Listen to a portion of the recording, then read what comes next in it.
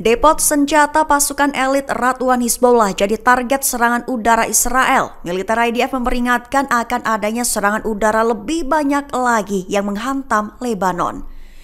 Mengutip The Times of Israel pada 7 November, hal ini diumumkan dalam unggahan di X milik IDF pada 7 November 2025.